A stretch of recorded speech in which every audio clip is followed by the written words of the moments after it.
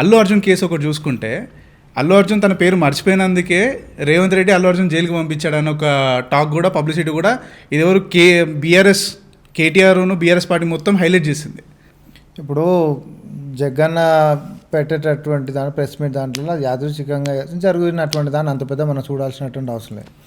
అల్లు అర్జున్ వ్యవహారం తీసుకున్నప్పుడు అల్లు అర్జున్ మాట్లాడిన దానికంటే బిఫోరే ఎఫ్ఐఆర్ రికార్డ్ అయింది, ఎఫ్ఐఆర్ రిజిస్టర్ అయింది.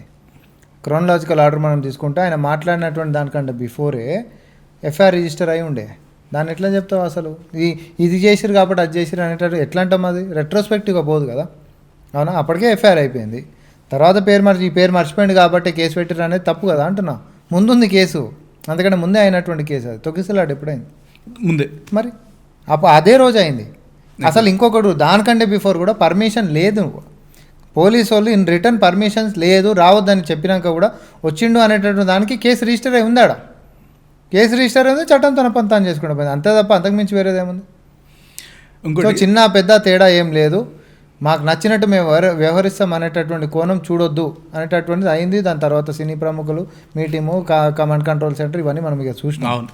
ఇంకోటి సొంత పార్టీలోనే సీఎం రేవంత్ రెడ్డికి వ్యతిరేకత ఉంది. అందులో కొన్ని గ్రూప్స్ ఉన్నాయి. తొందరలోనే సీఎం కూర్చుని నుండి రేవంత్ రెడ్డిని దించుతారని ఒక టాక్ కూడా ఉందన్న. దీని మీద మీ కామెంట్ ఏంది? ఇప్పుడు బాబామరుదుల మధ్యలో అనేటటువంటిది లేదా? సొంత కుటుంబంలో బావేంది ఉండేది మధ్యలో నేను ఉంటా కదా అనేటటువంటి బొమ్మర్దికి ఉండదా? లేకపోతే బొమ్మర్దింది హరీష్ రావుకి కేటీఆర్కి లేదా? నువ్వు ముంగట అంటే నేను ముంగట అని. అసలు మీ ఇద్దరేంది నేను ఇంత ప్రఖ్యాతి చెందిన అని చెప్పి కవితకు ఉండదా? వాళ్ళకు ఉండదా? ఒకటే కుటుంబంలో వాళ్ళందరూ కూడా రక్తం పంచుకొని పుట్టినటువంటి కుటుంబం వాళ్ళంతా. వాళ్ళకి అంత కాంపిటీషన్ ఉండి నువ్వు ముందా నేను ముందా అనేటట్టు ఉన్నప్పుడు సర్వసాధారణం కాంగ్రెస్ పార్టీలో ఎవరికి అవకాశం వస్తుందో మాకు కూడా అవకాశం వస్తే బాగుంటుందేమో అనేటటువంటి హ్యూమన్ మెంటాలిటీ అనేటువంటి దాన్ని తప్పెట్లా తీసుకుంటాం? తప్పేం లేదు. మన రాజకీయాలలో ఉన్నాము, మనమేమన్నా దీంట్లో ఉన్నామేంటి, వేరే దాంట్లో గిట్టున్నామేంటి? మనం రాజకీయాలలో ఉన్నాం. ఎవరు ఆపర్చునిటీ గురించి వాళ్ళు చూస్తూనే ఉంటారు. ఎప్పుడైనా ఎలక్షన్స్ టైంలో బీఆర్ఎస్ పార్టీ నేతలు నచ్చగానే కాంగ్రెస్ పార్టీకి అధికారం ఇచ్చారు. అలాంటి కాంగ్రెస్ పార్టీ ఇప్పుడు మళ్ళీ బీఆర్ఎస్ నుండి నేతలు వచ్చేటోళ్ళందరినీ జాయిన్ చేసుకుంటుంది. సో అది ఎంతవరకు కరెక్ట్ అండి? పాత స్టోరీ ఏం జాయిన్ చేసుకుంటలేము కదా, ఆగిపోయింది, ఆపేసుకున్నాం, అయిపోయింది. అది ఎవరిని జాయిన్ చేసుకుంటలేము. మేము ఇంకోటి కూడా చెప్పినాం, మా దాంట్లోకి వచ్చినా కూడా స్పెషల్ ట్రీట్మెంట్లు ఉండవు, మా దాంట్లోకి వచ్చినా కూడా మంత్రి పదవులు ఉండవు, మా దాంట్లోకి వచ్చినా కూడా ఇంకేదో ఎక్స్పెక్ట్ చేసి రావద్దు అనేటటువంటి చెప్పినాం. ఇంతకుమించి ఏం చెప్తాం? ఇప్పుడు వాళ్ళ లెక్క తీసుకొని మంత్రులు ఇచ్చినామా? గతంలో కాంగ్రెస్లోకి ఏం తీసుకొని మంత్రులు ఇచ్చినటువంటిది బీఆర్ఎస్ వాళ్ళకు ఉండే, మాకు లేదు. అట్లా మేము క్లియర్గా చెప్పినాం, మా పాలన నచ్చి మీరు వచ్చి ఉంటామనంటే ఉండొచ్చు.